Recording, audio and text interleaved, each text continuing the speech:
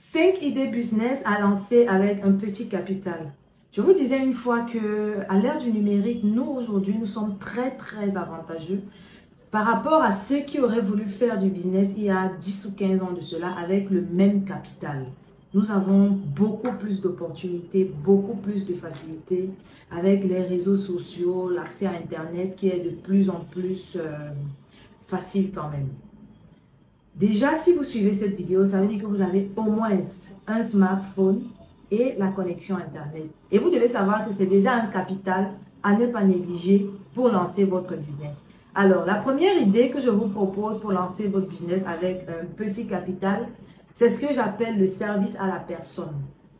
De plus en plus, tout le monde court, tout le monde est pressé. On a de moins en moins de temps à consacrer à tout et rien. On est beaucoup plus focus sur nos activités très concrètes. Donc, vous aurez des personnes qui veulent, par exemple, faire signer un document à la préfecture et je ne sais pas trop où, qui n'ont pas de temps pour le faire. Et elles ont besoin de quelqu'un de confiance qu'on va envoyer.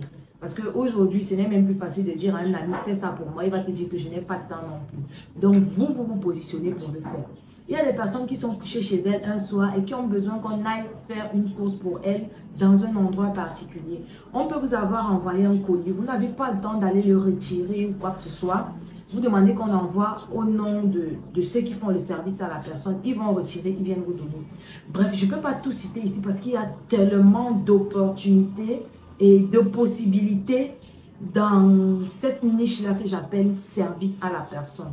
Dès que c'est bien structuré, dès que vous avez créé votre page, vous allez communiquer. Le plus difficile, c'est d'avoir le premier client. Mais après, les choses se font quand même un peu plus aisément. D'accord? Le deuxième point, c'est le business d'intermédiation. Qu'est-ce que j'appelle business d'intermédiation?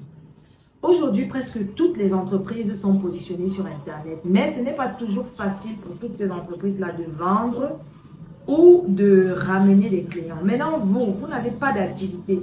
Vous n'avez que votre smartphone et la connexion Internet. Qu'est-ce que vous faites de cette connexion Internet-là? Vous allez vers ces entrepreneurs qui ont des services, qui ont des produits. Vous leur dites, moi, je veux te ramener des clients. Qu'est-ce que je gagne derrière? Aucun entrepreneur ne va vous refuser ça parce que c'est également une opportunité pour lui.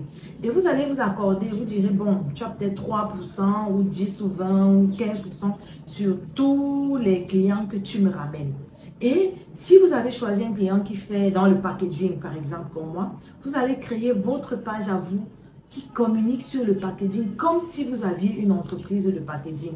Et le jour où vous avez un client qui est intéressé par le packaging, vous arrivez à le conclure, vous l'envoyez simplement vers l'entreprise pour qu'il récupère son produit et vous notez que vous avez fait une vente. Je vous assure que ça ramène de l'argent. Ça peut être le packaging, ça peut être quelqu'un qui fait dans les voitures. À ce moment-là, vous choisissez un secteur qui vous parle et qui vous intéresse quand même un peu. Un autre business que vous pouvez lancer sans avoir un très gros capital, c'est le business des formations. Je viens de vous le dire. Nous tous, nous sommes ignorants, mais pas de la même chose. Moi, je peux connaître des choses que vous ne connaissez pas. Vous allez me payer pour que je vous les apprenne. Vous, en retour, vous connaissez certainement des choses que moi, je ne connais pas. Je me rappelle d'un jeune qui me disait, écoute, moi, je cherche quoi faire, je ne sais pas si ça a gagné de l'argent et tout.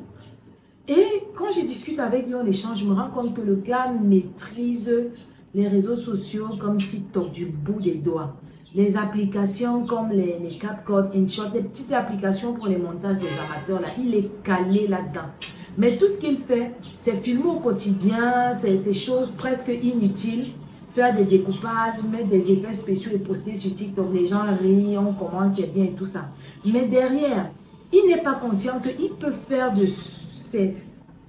des compétences qu'il a un business rentable. Parce qu'il y a des personnes qui veulent apprendre.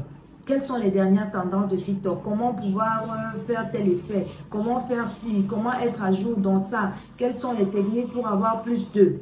Ou alors les applications pour les petits montages amateurs, comme je disais. Il y a des gens qui ont envie d'apprendre ça. La formation, vous pouvez la faire. Et là, j'ai juste cité quelque chose de très simple même. Vous avez certainement des domaines dans lesquels vous êtes calé. Vous savez peindre, organiser des séances de formation. Les gens ont envie d'apprendre à peindre. C'est un exemple. Un autre business que vous pouvez lancer avec un petit capital, c'est de vendre votre expertise. Je suis toujours surprise d'avoir affaire aux gens qui me diront, écoute, j'ai un master en comptabilité, je ne sais pas quoi faire. Écoute, j'ai un master en droit des affaires, je ne sais pas quoi faire. Quand même, il y a des gens qui sont prêts à vous payer juste pour que vous leur rédigiez un contrat avec un partenaire. Peut-être parce qu'ils n'ont pas assez de moyens de se payer un cabinet comptable.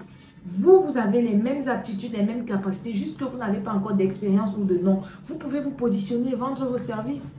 Combien de jeunes entreprises aujourd'hui n'ont pas de comptabilité, n'ont pas de comptable parce que les experts comptables coûtent cher. Mais vous venez sur le marché, vous proposez à un prix très bas et vous commencez à gagner la confiance des gens progressivement.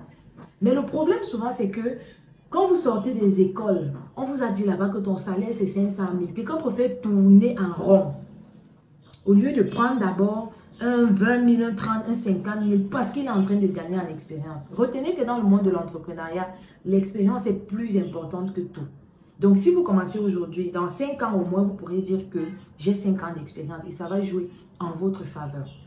Maintenant, le dernier business que vous pouvez lancer avec un petit capital, ça c'est pour ceux qui me diront, écoute, moi j'ai pas fait de longues études, j'ai pas d'expertise, j'ai pas de compétences, j'ai rien. Si vous avez 30, 40, 50 000 francs, vous pouvez lancer un petit commerce. Mais pour le petit commerce, privilégiez les activités à forte rotation. Vous ne pouvez pas avoir 50 000 francs et vous me dites que vous allez aller vendre les babouches. C'est un problème. Parce qu'on achète les babouches à quelle fréquence?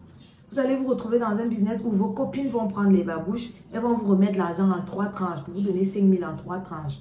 Qu'est-ce que vous allez faire avec l'argent? Ça va se perdre et vous n'aurez pas l'impression d'avoir gagné quelque chose. Alors que si vous privilégiez les business comme les jus de fruits, les business comme les beignets, les business comme les gâteaux, les pâtisseries, les petits trucs que vous êtes sûr qu'au quotidien, tout le monde en consomme et que le client que vous avez eu hier, il y a de fortes chances que ce soit le même client que vous ayez aujourd'hui. Alors que dans les babouches, même si je suis votre soeur et que je vous aime, si j'ai acheté des babouches hier, je peux plus acheter ça aujourd'hui. Privilégiez les activités à forte rotation. Donc, ce que je veux vous faire comprendre au travers de cette vidéo, c'est que à l'ère du numérique, avec l'accès facile aux réseaux sociaux et à Internet, personne n'a plus le droit de dire qu'il est en chômage. Personne n'a plus le droit de dire qu'il n'a pas d'activité. Parce qu'il y a beaucoup d'opportunités. Maintenant, la seule différence, c'est entre ceux qui auront le courage d'oser, d'essayer, et ceux qui auront le courage de tenir ferme sur une durée. Parce qu'on n'a pas les résultats en un jour. Ce ne sont pas les pop-corn. On met dans la marmite, 2 minutes après, ça a éclaté. Ça prend du temps. Et ça, c'est ce qu'il faut accepter. Et que nous, beaucoup de jeunes, refusons d'admettre.